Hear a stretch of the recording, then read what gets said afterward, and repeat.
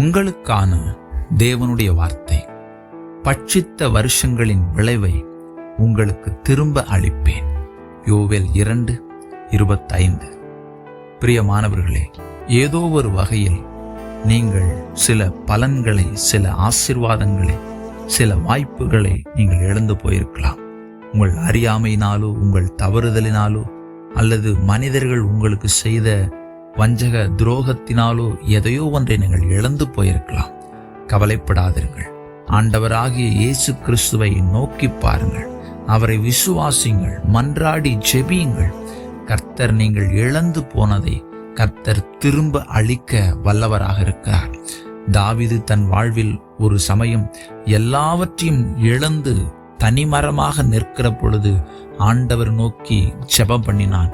கர்த்தர் அவன் இழந்த எல்லாவற்றையும் திரும்ப பண்ணினார் என்று வசனம் சொல்லுகிறது. கர்த்தர் உங்களுக்கு திரும்ப அளிப்பார்.